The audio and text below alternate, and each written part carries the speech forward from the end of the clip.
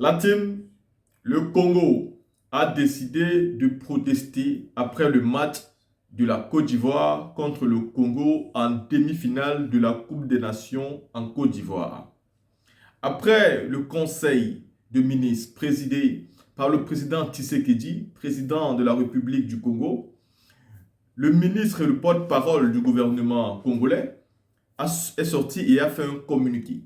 Et dans ce communiqué, il est clair que le Congo aujourd'hui dénonce la CAF.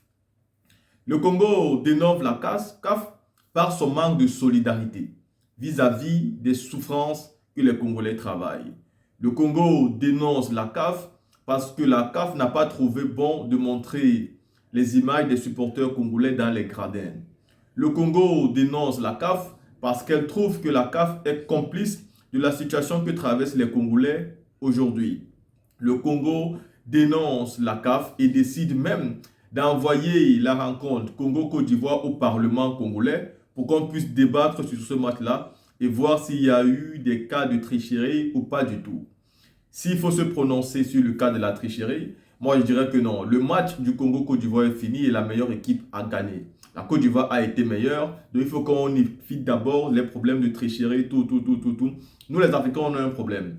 À chaque fois où une nation organise une compétition, nous voulons toujours dire que oh, elle a triché, elle a triché. Nous avons vu cela au Cameroun en 2021. Toutes les nations se sont mises ensemble.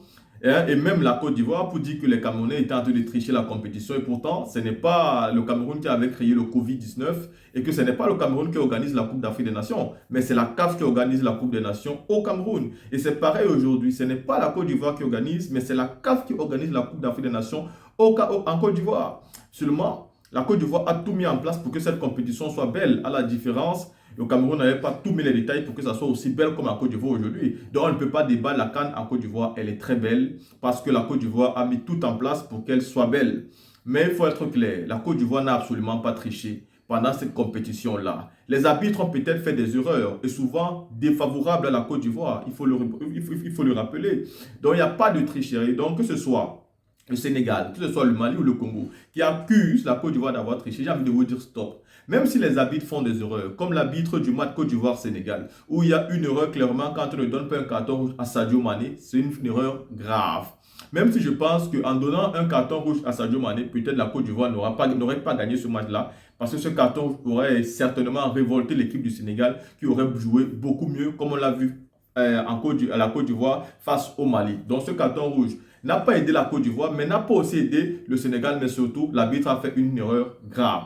Secondo, le reste des matchs de la Côte d'Ivoire ont été joués et arbitrés d'une manière parfaite. Même s'il y a eu des petits détails, aucun match n'est parfait. Il y a toujours quelque chose à dire. Mais en réalité, est-ce que la Côte d'Ivoire a gagné? Oui, elle a gagné. L'équipe congolaise n'a pas été assez bonne pour battre la Côte d'Ivoire. Donc, il faut respecter cela et il faut éviter ces trucs. Elle a triché, elle a fait ceci. La Côte d'Ivoire a quand même perdu son deuxième match face au Nigeria. Pourquoi en ce moment, elle n'a pas triché?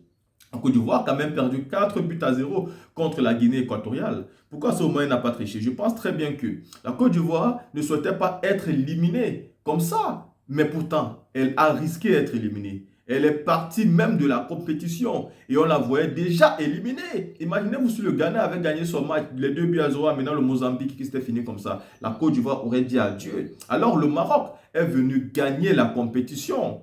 Et les Marocains l'ont dit via l'entraîneur du Maroc qu'il voulait gagner la Côte d'Ivoire pour que la Côte d'Ivoire, elle gagne le Sénégal. Et pour qu'ensuite, elle vienne gagner la Côte d'Ivoire en finale de la compétition. C'était ça le souhait des Marocains.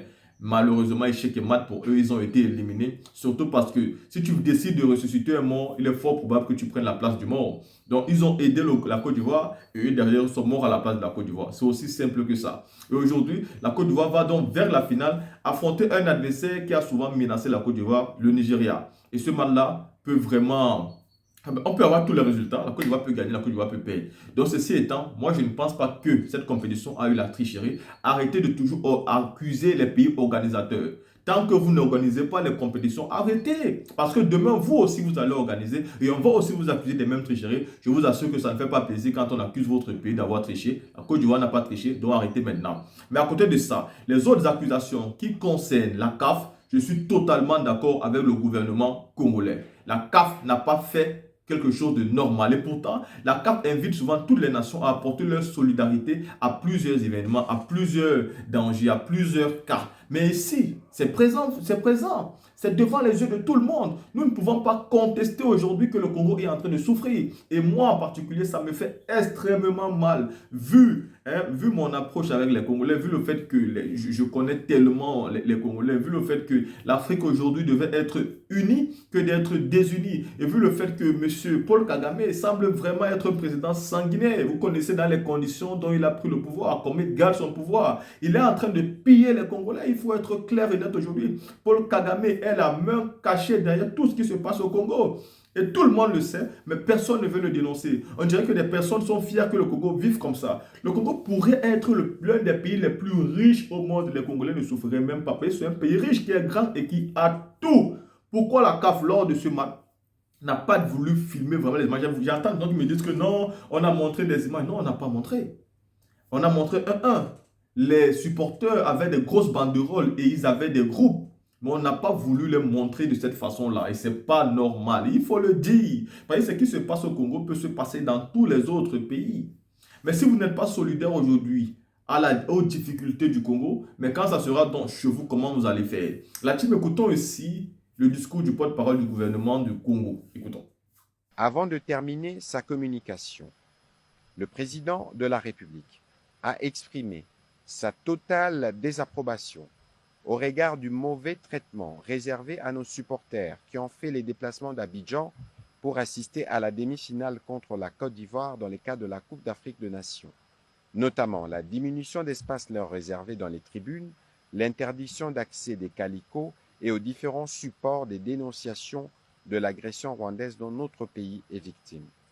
Pour réagir à cette attitude outrageante, notre équipe nationale ne s'associera plus, jusqu'à nouvel ordre, à une quelconque activité ou initiative de solidarité portée par la CAF.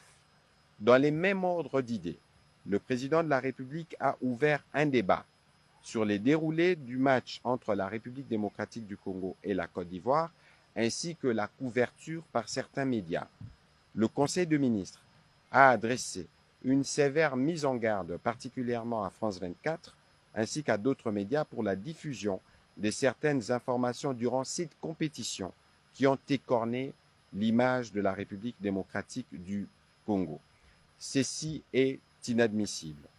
Voilà, quand vous finissez d'écouter ici, nous sommes d'accord que voilà, c'est touchant, c'est normal. Je l'ai dit, je ne suis pas d'accord avec le côté de la tricherie parce qu'il est très facile d'accuser les pays organisateurs d'avoir triché. Tant que vous n'organisez pas, c'est trop facile. Quand vous allez organiser, le monde aussi va vous accuser d'avoir triché. Je vais voir comment vous allez trouver cette situation-là. Il faut jouer sur le stade. Et si vous avez gagné votre match sur le stade et qu'on vous a refusé un truc concret, tout le monde va dénoncer avec vous. Mais ici, il n'y a pas cas de tricherie. Ici, il n'y a pas lieu d'accuser la Côte d'Ivoire. Elle a mérité. Mais ce qui est de la CAF, non, la CAF a zaïé. Elle aurait dû mieux faire par rapport à la situation du Congo. Elle aurait dû aider. Elle aurait dû profiter de la situation pour apporter sa solidarité. Elle aurait fait une publicité, voire même faire une vidéo spéciale pour les supporters du Congo pour apporter un soutien à ce peuple qui perd ses enfants nuit et jour. On les viole. Mais les gars, si vous voyez les vidéos que moi je vois par rapport au Congo, vous serez touchés. Voilà pourquoi ces derniers jours, je parle un peu plus du Congo. Ceci étant dit, dites-moi ce que vous pensez en commentaire et on se voit pour une prochaine vidéo.